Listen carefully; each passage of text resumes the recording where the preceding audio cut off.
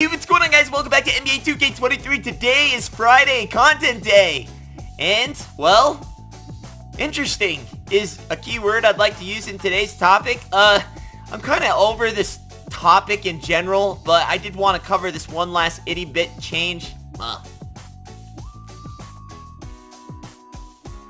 Hey, what's going on, guys? Welcome back to NBA 2K23. Today, we are back with Friday content discussion, and I guess the new packs that came out, a different strategy 2K has taken with today's Friday release, and it has a lot to do with the action that they've tried to take against in promoting and buying the sales of MT coins.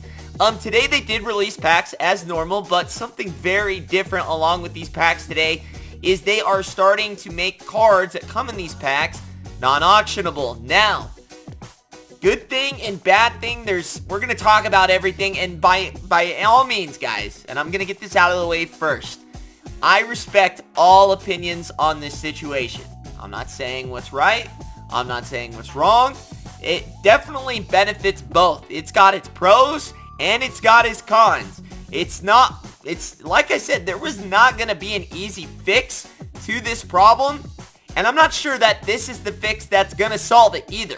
So I'm going to just talk about some of the highlights I've talked to a lot of different community members. I'm not going to mention any names. I'm not trying to throw any names under the bus or have you guys go after these people for their thoughts and opinions. But I am going to go over, my thoughts and opinions and how I think it's good, how I think it's bad, and ultimately if this is a sustainable solution for 2K as a whole. So, yeah, I mean, they definitely boost pack odds, which is good. People love good pack odds, but it seems like most of the good cards, as far as the opals, are non-auctionable, which could be good in the time being, but then later on, when you need MT to buy other cards, kind of defeating the purpose there. I've seen a lot of good pulls, don't get me wrong.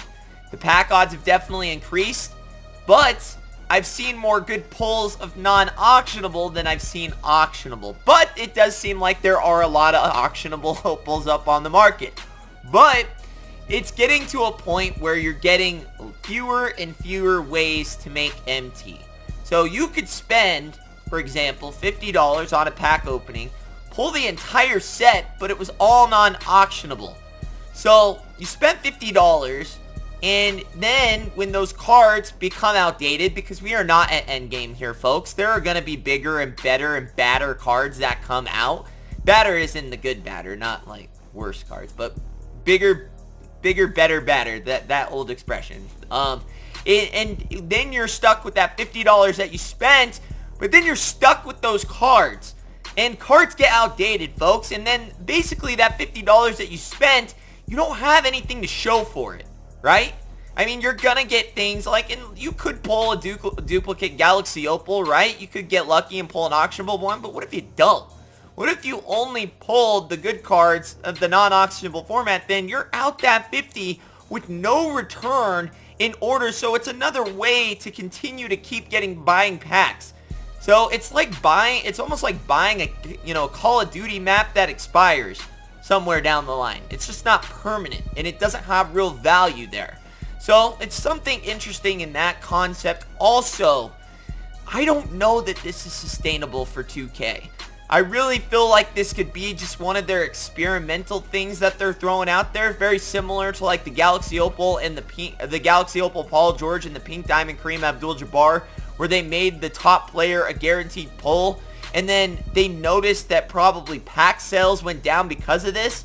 I don't see this being sustainable at all for 2K in a profits margin area, because sure, it'll influence a few others to buy more, but you're not getting the whales of the community and the big spenders and the pack addicts. And unfortunately, as sad as that is to say, is there are pack addicts in this community that will spend whatever money it takes in order to get those good cards. You're not building in that revenue, and it's hard for me to imagine that you're pulling in enough new people to buy packs with this new method compared to the hundreds of dollars that someone would be spending just out of one individual.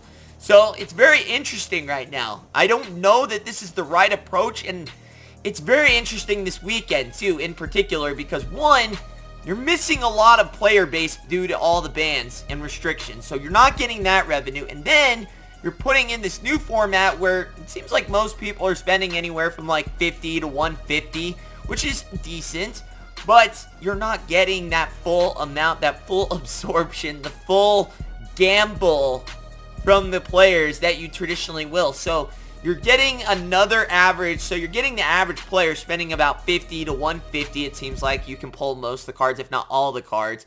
And then you have the player base that's banned. It is going to be a bad weekend for profits on 2K.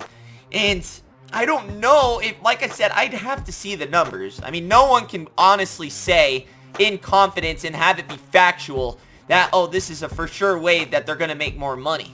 Because no one's got the books other than 2K. And if you're just saying it, then it's just pure speculation and pure opinion. So, it's very interesting. I do think it's making the community happy, but it definitely has, like, its cons with this. And one, they would need to add more exchange sets, because what they're doing right now, I think you can trade in a Galaxy Opal for a Hall of Fame badge and such, but then you're getting all these Hawk badges, and then you're adding it to the auction house, and that's where you usually saw like these big marketed price cards, and you'd really get like a killing on MT, but without making a lot of MT, unless you're pulling duplicates or auctional versions of these cards, you're not really making a lot of MT, and you're really only making the MT by buying packs, which I thought we were trying to get away from.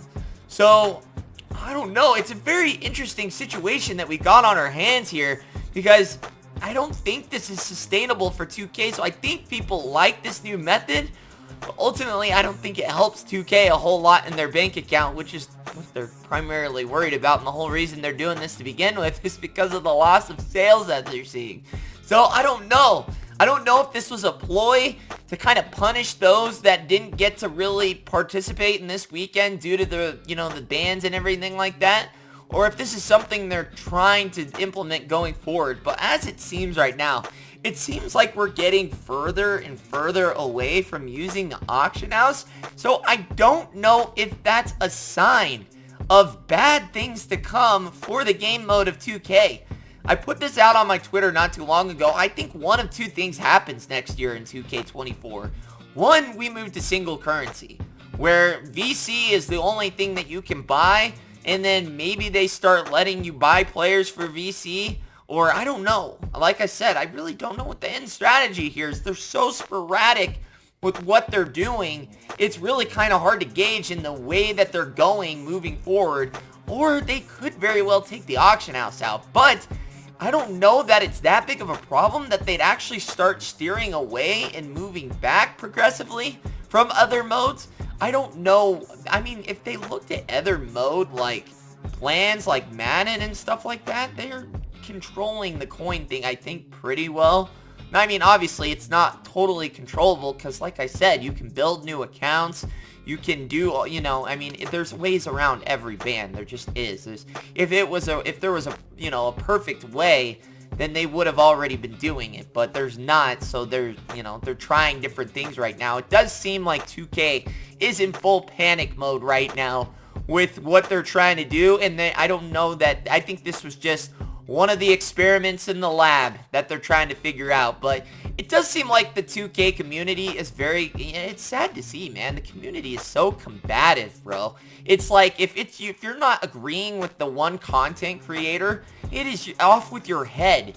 Like, it's really ridiculous. Like, I don't know why everyone can't just have their own opinion. I don't know why other people's opinions affect the way someone feels so tremendously. Like, our community is really like another high school, man. It's kind of ridiculous, but yeah, I don't know, man. And another thing too, I don't like the selective TOS restrictions here, folks, because there are other services that other people are promoting, like grinding services. You're telling me I can pay someone to grind for my Kevin Garnett and that's not a bannable offense?